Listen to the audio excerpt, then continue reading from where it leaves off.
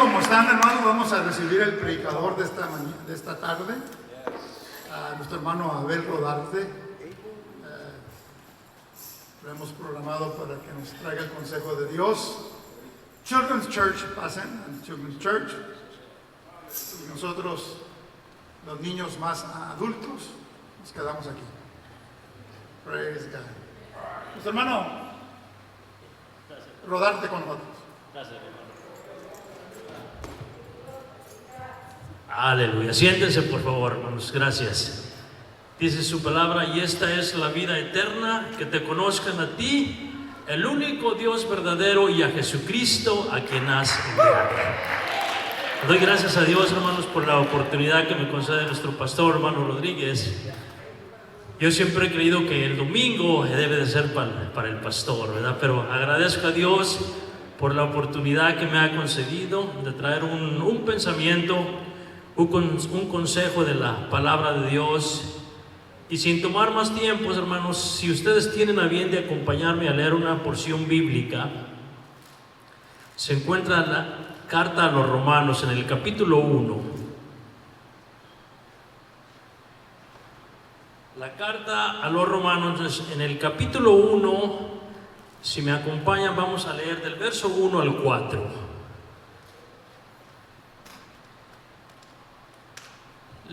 Si le pusiéramos un título, hermanos, a esta corta enseñanza que vamos a traer con la ayuda del Señor, le pondríamos así: el Evangelio es una promesa de salvación a través de Jesucristo. El Evangelio es una promesa de salvación a través de nuestro Señor Jesucristo. Cuando oí que dijo nuestro pastor, dijo: hermano, nos faltaron muchos hermanos hoy. Luego pensé, es que no hubiera anunciado que yo iba a predicar si no se hubieran venido. Aleluya. En el nombre de Cristo Jesús. Dice ahí la carta a los Romanos, capítulo 1, del verso 1 al 4, dice: Pablo, siervo de Jesucristo, llamado a ser apóstol, apartado para el Evangelio de Dios. Entendamos de dónde viene el Evangelio de Dios. Verso 2: que él había prometido antes por los profetas, en las santas escrituras, acerca de su Hijo, nuestro Señor Jesucristo, que era del linaje de David según la carne. Se encuentra ahí en el libro de los Hechos, capítulo 13. Hechos capítulo 13 y verso 32. Si me siguen ahí, por favor, dice ahí el libro de los Hechos, capítulo 13 y verso 32, dice: y nosotros también os anunciamos el Evangelio de aquella promesa hecha a nuestros padres, la cual Dios ha cumplido a los hijos de ellos, a nosotros, resucitando a Jesús, como está escrito también en el Salmo 2: mi hijo eres tú, yo te he engendrado hoy. Señor, te doy gracias por la oportunidad y el privilegio que me concede, Señor, el estar aquí delante de mis hermanos. Agradezco la vida, la salud, Señor. Ayúdanos para que este consejo, Señor, sea de beneficio, sea de edificación, alguna palabra de ánimo y de estímulo, Señor, para uno de nosotros, Señor. Te lo pido todo esto en el nombre de Jesucristo, mi Salvador. Amén. Denme unos minutos, hermanos, vamos a traer una corta enseñanza en esta mañana. Hermanos, antes de principiar, quisiera decirles que la Biblia, hermanos, es el libro sagrado, es la palabra de Dios que contiene la revelación y es la única verdad, hermanos, por la cual Dios comunica su voluntad para todo ser humano. La Biblia no es un libro entre otros, es la única fuente de la vida eterna. La Biblia es el manual que nos enseña cómo conducirnos de una manera santa y agradable a Dios. Hermanos, este libro sagrado está compuesto por 66 libros. 39 del Antiguo Testamento y 27 en el Nuevo. Y fue, hermanos, escrita aproximadamente por 40 hombres, 40 escritores,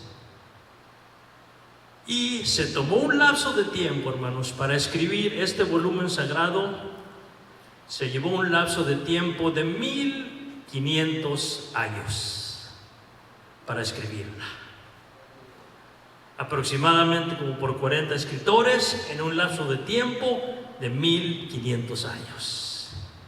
Y hay algo, hermanos, muy maravilloso que a mí me llama la atención, que en su mayoría de los escritores, en su mayoría de ellos no se conocían unos a los otros.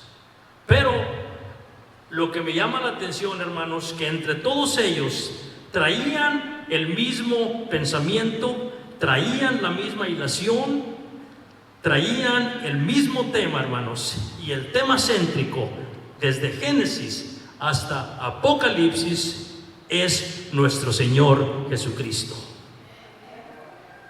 El tema céntrico, hermanos, era el Redentor que venía a redimir a este mundo. Y por eso cuando ustedes miran la primera de Pedro, capítulo 1 y verso 21, dice: porque nunca la profecía fue traída por voluntad humana, sino que santos hombres de Dios hablaron siendo inspirados por el Espíritu Santo.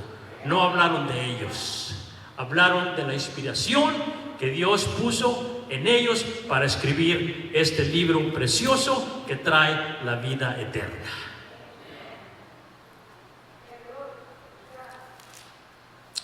Hace algún tiempo, hermanos, allá por la Ciudad de México, llegó un joven con un pastor ofreciéndole diferentes libros, diferentes material, diferente literatura que le iba a ofrecer, que le llegó a ofrecer. Dijo: yo sé que tú eres lector y a ti te gustan los libros.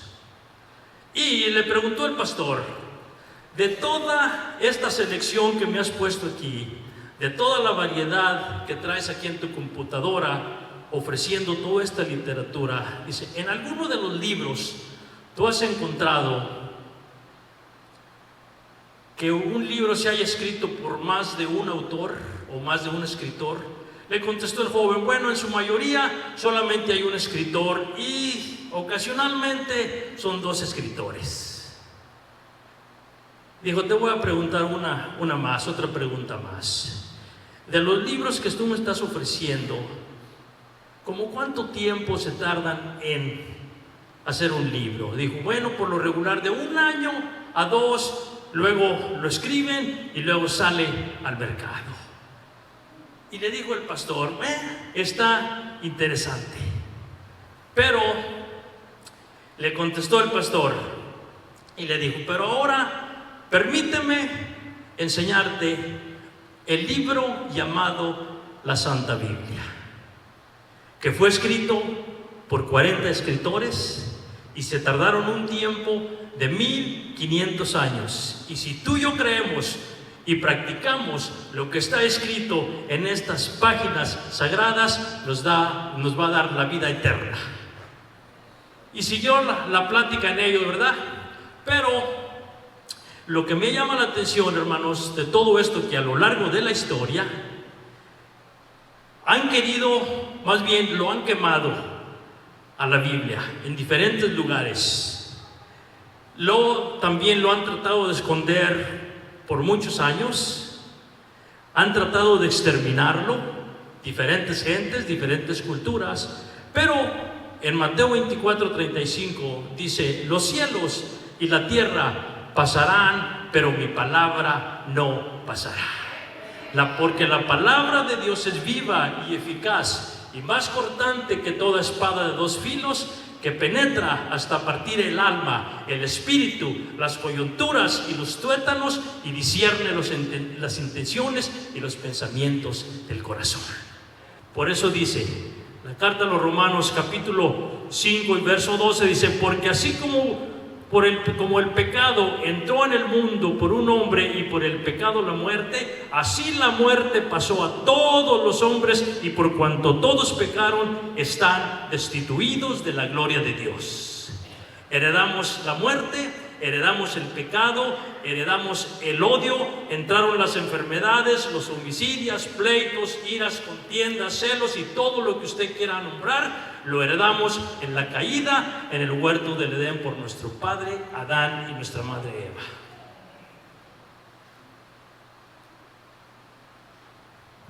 Hermanos, de allí para acá, el hombre quedó destituido de Dios, se desconectó completamente de la vida eterna, quedó muerto espiritualmente, el hombre quedó enemistado con Dios y quedamos bajo maldición. Por eso cuando ustedes miran la carta a los Efesios en el capítulo 2, dice: y Él os dio vida a vosotros cuando estabais muertos en vuestros delitos y pecados, en los cuales anduvisteis en otro tiempo, siguiendo la corriente de este mundo, haciendo lo que nos ordenaba nuestras concupiscencias, dice, y éramos por naturaleza hijos de ira, lo mismo que los demás. Entonces, como el hombre quedó desconectado de Dios, se enemistó, y por eso escribe Job: amístate ahora con Dios y tendrás paz, y por ello te vendrá bien. Amén. Romanos 8:1. Ahora pues, ninguna condenación hay para los que están en Cristo Jesús, los que no andan conforme a la carne, sino conforme al Espíritu. Y yo quisiera, hermanos, mostrarles algunas de las consecuencias o de los resultados que nos vino a traer la desobediencia. Porque recuerden que Dios hizo al hombre a su imagen y conforme a su semejanza. Entonces, hermanos, como Dios había depositado en Adán de su vida, pero cuando Adán desobedeció, la vida que Dios depositó en él se tornó en muerte. El amor que Dios había depositado en Adán se tornó en odio. La luz que Dios depositó en Adán cuando él desobedeció se tornó en tinieblas.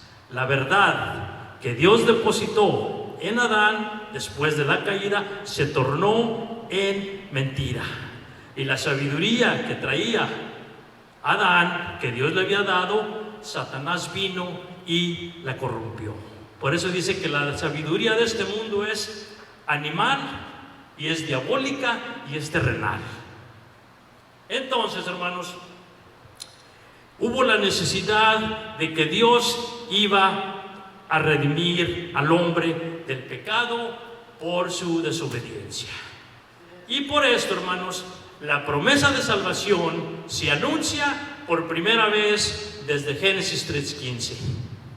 Y cuando ustedes miran ahí, hermanos, cuando Dios está dando juicios a la mujer por la desobediencia, le está dando juicio también a Adán, y también le está dando juicio a Satanás, a la serpiente antigua. Pero algo tremendo, hermanos, que en medio de estos juicios se anuncia por primera vez la venida de un Redentor para venirnos a librar del pecado, de la muerte, de la maldición.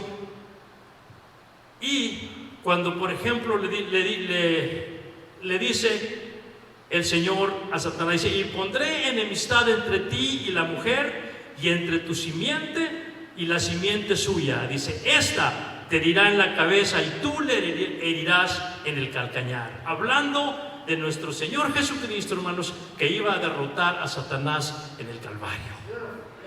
Fue la primera vez, hermanos, que se mencionó que venía un Redentor a salvar a la humanidad. ¿Y cuántos años se tardó de cuando les avisó de aquí en adelante, hermanos? Se tardó aproximadamente 4,000 años en llegar.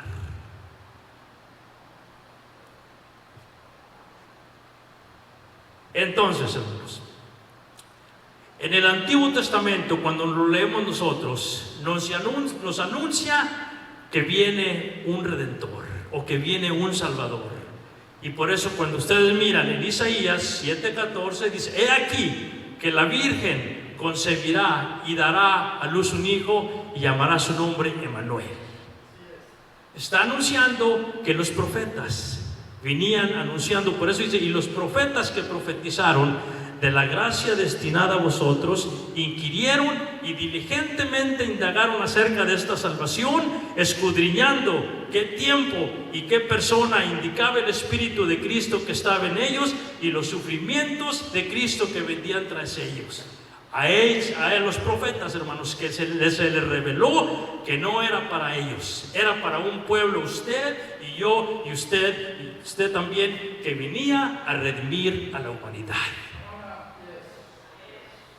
Entonces, hermanos, ya dije, en el Antiguo Testamento se nos anuncia que venía un Redentor.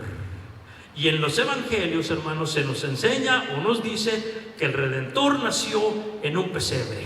Pero también nos dice que murió el Redentor, fue crucificado por nuestros pecados.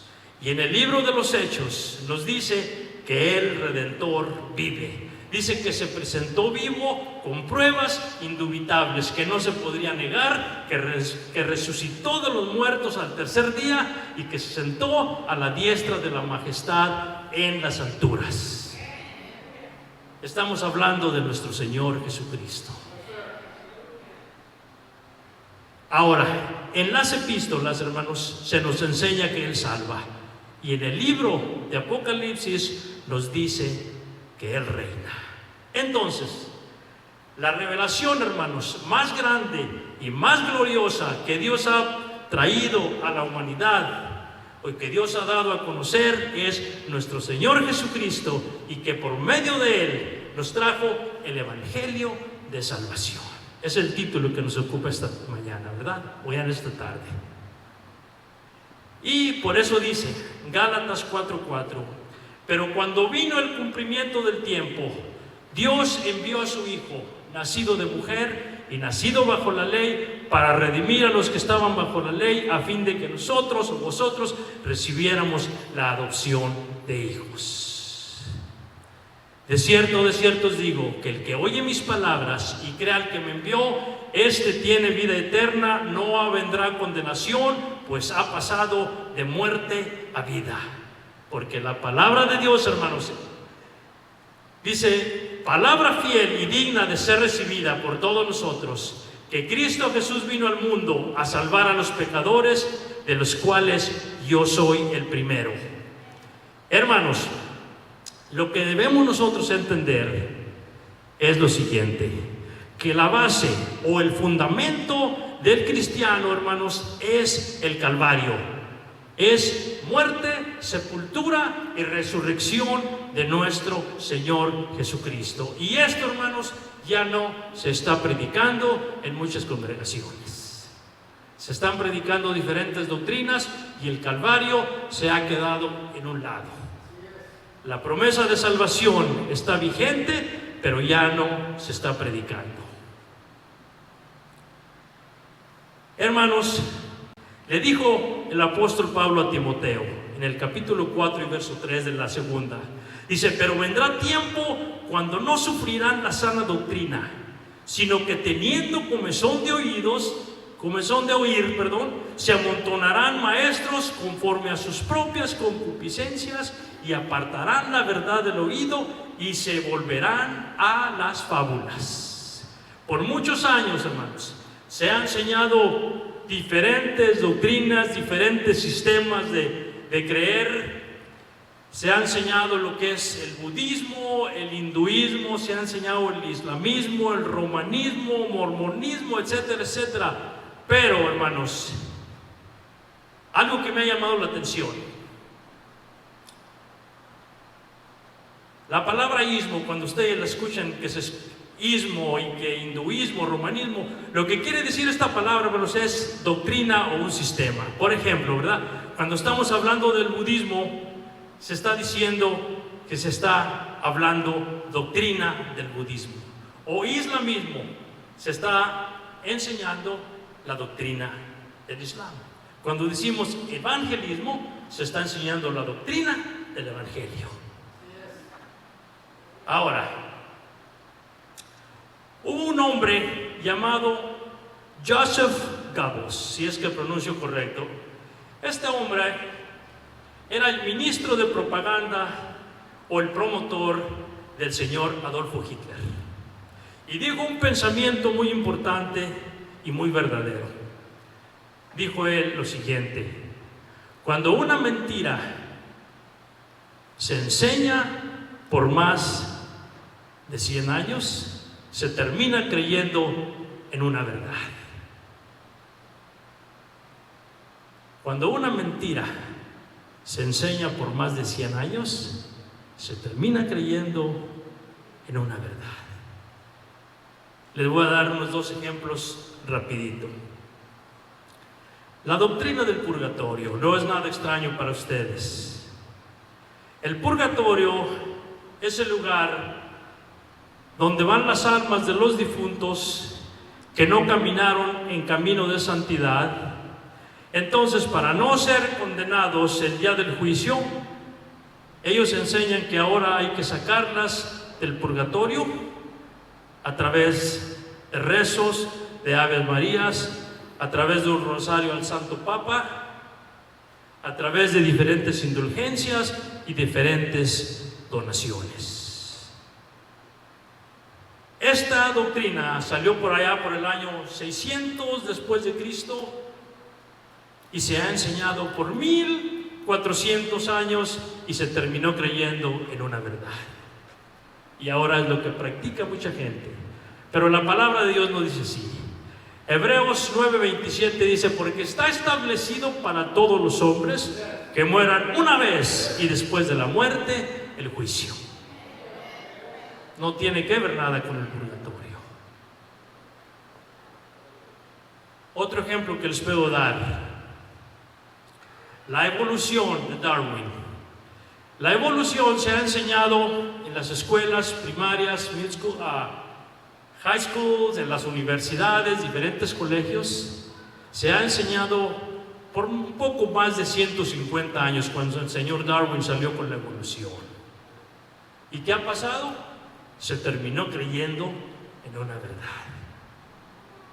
Que primero fue un renacuajo, después llegó a un pescado, de un pescado pasó a una ballena, de una ballena pasó a la jirafa y de la jirafa pasó al león, y es on and on and on. Es lo que enseña la evolución, ¿verdad? Entonces, hermanos, lo que viene a pasar es lo mismo que ha pasado en los tiempos modernos. Lo que pasó atrás ha pasado en estos tiempos. En los tiempos modernos se ha enseñado o se está predicando diferentes doctrinas y que no son el evangelio a veces, hermanos. Han surgido, sin crítica, pero es verdad lo que ustedes y yo miramos, han surgido apóstoles, han surgido profetas, han surgido profetisas y cuánto más. Pero lo que yo alcanzo a mirar, hermanos, ellos le han dado un nombre, según ellos, bíblico, ¿verdad? Le llaman ellos la teología de la prosperidad o la doctrina de la prosperidad. Y lo que viene a ser que ellos enfatizan más, hermanos, lo que es en el poder personal o en la prosperidad personal de la persona. Ellos dicen así, que aparte del paquete de la salvación, que es la voluntad de Dios, que el pueblo de Dios sea prosperado y bendecido. Y está bien. Ellos dicen que con el paquete de la salvación vienen también otras cosas. Número 1, dicen que vienen el alivio de enfermedades, porque el pueblo de Dios no debe de estar enfermo. Número 2, viene también el alivio de pobreza, porque dicen ellos que la pobreza es una maldición que se viene acarreando por años. Es lo que se está enseñando. Y también dicen ellos que somos para tener éxito en esta vida. Así fuimos creados. Número 4, dice que se debe de pensar positivamente lo que es la autoestima. Que tú eres cabeza y no cola, que tú eres un vencedor, que tú eres un campeón. Lo que se está enfatizando ahí, hermanos, es la autoestima. algo que me llama la atención, hermano. Ellos dicen y que todo esto se puede conseguir a través de diferentes donaciones, haciendo un pacto con Dios y sembrando una semilla. Algo que me llama la atención, cuando dicen ellos, el pueblo del Señor no debe de estar enfermo. Pensé yo, bueno, el apóstol Pablo padecía una enfermedad y dijo, ya le he pedido 2 veces a Dios que me sane, al Señor Jesús que me sane, y nada más me ha dicho, bástate de mi gracia. Timoteo vivía enfermo, por eso el apóstol Pablo le dice, toma un poco de licor, dice, toma un poco de vino, dice, para tus males estomacales. Entonces creo yo que no siempre es la voluntad de Dios, porque como quiera, hermanos, creo yo que de una manera u otra nosotros vamos a pasar de este mundo. Pero ellos dicen que la persona no debe de estar enfermo. Ellos dicen que la pobreza es una maldición que acarrea la gente. Y me llamó la atención cuando dijo este predicador muy grande de renombre, dijo, si el Señor Jesucristo viviera en nuestros tiempos, sería el hombre más rico del mundo. Traería un carro Rolls Royce, traería un Rolex, viviera en una de las mansiones más caras, más elevadas de precio. Y pensé yo, bueno, es que la Escritura no habla así. El Señor Jesús fue uno de los hombres más pobres de todo el mundo. No tenía una casa. Cuando iban a tomar la Santa Cena, tuvieron que pedir una casa prestada a los discípulos. Y vayan que nos presten esa casa para poder tomar la Santa Cena.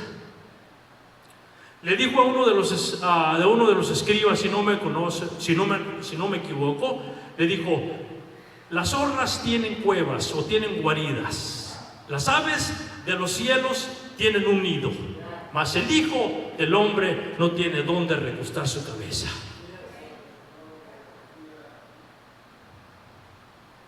Y pensé yo, ¿será verdad que si viviera en este tiempo sería el hombre más rico del mundo? Y eso me ha llamado la atención, hermano, de cuando cuando están predicando esta doctrina, dije, pero esto no va de acuerdo a la Escritura.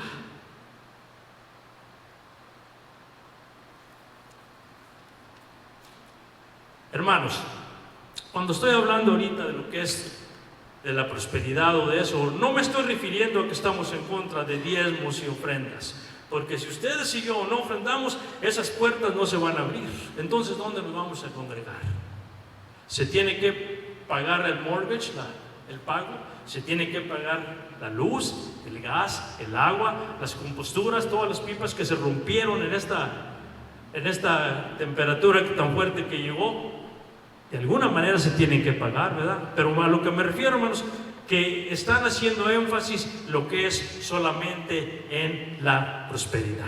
Y lo que necesitamos nosotros, hermanos, entender que la base y el fundamento del cristiano es el Calvario, que consiste en muerte, sepultura y resurrección de nuestro Señor Jesucristo. Este es el verdadero evangelio. Es el mensaje de salvación, hermanos. Es el mensaje de las buenas nuevas. Es el mensaje de la paz. Es la promesa de salvación que Dios hizo a través de sus profetas.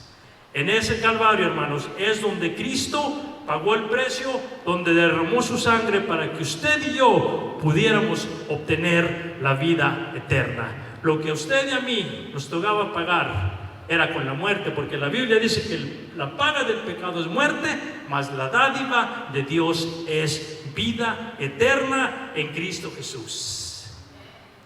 Ya estoy terminando, hermanos. El evangelio, hermanos, es un regalo de Dios, es una oferta, es una dádiva.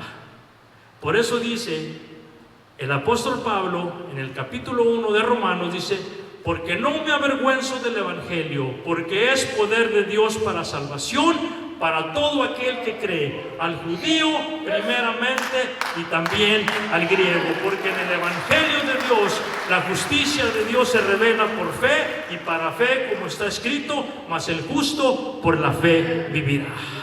Mas Dios muestra su amor para con nosotros en que siendo aún pecadores, Cristo murió por nosotros. Palabra fiel y digna de ser recibida por todos nosotros, que Cristo Jesús vino al mundo a salvar a los pecadores, de los cuales yo soy el primero. El Evangelio de Lucas le dice el Señor Jesús a sus discípulos: porque así está escrito y así fue necesario que el Cristo padeciese y resucitase de entre los muertos al tercer día, y que se predicase en su nombre el arrepentimiento y el perdón de pecados en todas las naciones, comenzando desde Jerusalén. Romanos 1, donde leímos, hermanos, para terminar, en el capítulo 1 de Romanos.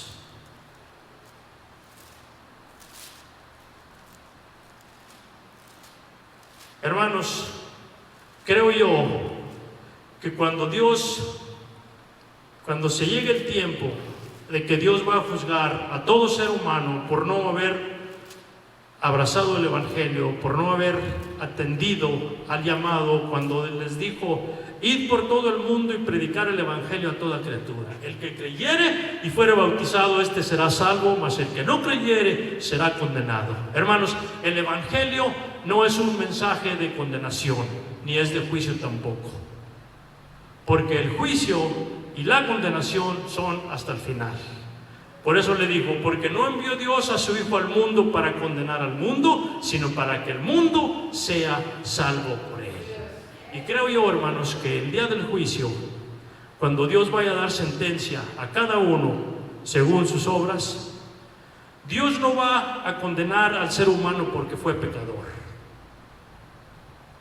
Lo va a condenar por lo siguiente: porque Dios mandó la medicina a través de nuestro Señor Jesucristo, y el pecador no quiso tomarse esa medicina. Eso que no lo va a juzgar porque es pecador, lo va a juzgar porque no quiso tomarse la medicina para la enfermedad infecciosa que ha existido en este mundo de hace aproximadamente 6,000 años. La lectura donde empezamos: Pablo, siervo de Jesucristo, llamado a ser apóstol, apartado para el Evangelio de Dios, que él había prometido antes por sus profetas en las Santas Escrituras, acerca de su Hijo, nuestro Señor Jesucristo, que era del linaje de David según la carne, y que fue declarado Hijo de Dios con poder, según el Espíritu de santidad, por la resurrección de entre los muertos. Mi consejo, hermanos, mi sugerencia para ustedes y para mí, es que ustedes y yo alcancemos a entender realmente qué es el Evangelio de salvación, y solamente se encuentra en este libro sagrado. Agradezco a vuestro pastor por la oportunidad que nos ha dado.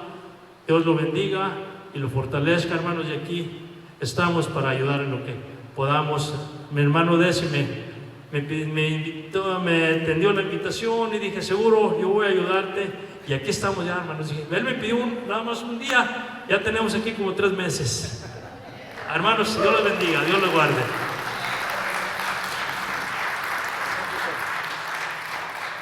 Dios bendiga a nuestro hermano Rodarte por esta palabra. Amén. El Evangelio es gratuito, hermano. No te cuesta nada.